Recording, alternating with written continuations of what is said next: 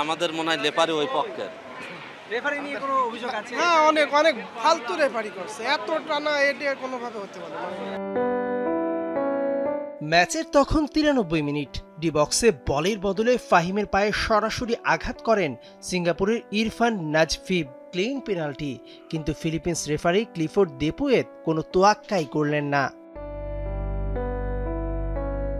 মাঠে বসে এই দৃশ্য দেখে খুব সামলাতে পারলেন না দর্শকরা। ভিআর থাকলে হয়তো হারের আক্ষেপে পড়তে হতো না। দুর্নীতির কাছে আমরা হেরে গেছি। রেফারির দুর্নীতির কাছে বাংলাদেশ টিম হারছে। ইজি ফাউলগুলো ধরে নাই, অনেক সময় অনেক কিছু করতেছে না, মেনটেন করতেছে না, হেরা গোল মতো খেলা খেলতেছে। অনেকগুলো গোল দিতে পারতো, কিন্তু দিতে পারে নাই। অবশ্যই খারাপ লাগছে। খেলার গেম প্ল্যানিং এ আমার কাছে মনে হচ্ছে একটু ভুল ছিল। তারা প্রপার নাম্বার 9 ফ্লাইল হয়তো গোলটা পাইতে পারতো, আরো ভালো খেলতে পারতো।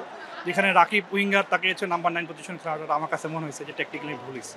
বাংলাদেশের সঙ্গে কেন বারবার এমন হয়? ফুটবলের জাগরণের ম্যাচটায় মাঠে আসা দর্শকদের ভেঙেছে হৃদয়। এএফসির কাছে রেফারিং নিয়ে অভিযোগ জানাবে বাফুফে। ওরা যখনই ফাউল করতেছে এটা আসলে রেফারি তখনই করে নেই, আমাদের একটা হলুদ কার্ড দেখানো হয়েছে।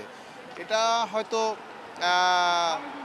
আপনার যারা কর্তৃপক্ষ আছে তারা হয়তো দেখবে। নতুন করে বাংলাদেশে একটা যে জোয়ার তৈরি হয়েছে এবং এরকম দর্শকদের রেসপন্স এবং সাপোর্ট, সো আলটিমেটলি এতে করে বাংলাদেশ ফুটবলের জন্য এটা একটা অনেক বড় ব্যাপার। পার্ট অফ দ্য গেম, মাঝে মধ্যে আমাদের ফরে যাবে, মাঝে মধ্যে আগে দিচ্ছে, বাট আশা করি যে নেক্সট ম্যাচটা কী হবে। বাট গুড টু সি ক্রিকেটের থেকে সবাই ফুটবলের দিকে মানে more interested.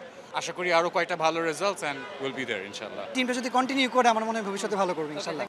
AFC Asian cup বাছাই পর্বে এখনো হাতে আছে 4 ম্যাচ, যার মধ্যে হোমে 2টি। এই দর্শকরাই আরো জোরালোভাবে গ্যালারিতে লাল সবুজকে সমর্থন করতে চায়, কারণ তাদের কাছে যে হারলেও বাংলাদেশ, জিতলেও বাংলাদেশ। মেহেদী নাইম, যমুনা স্পোর্টস, ঢাকা।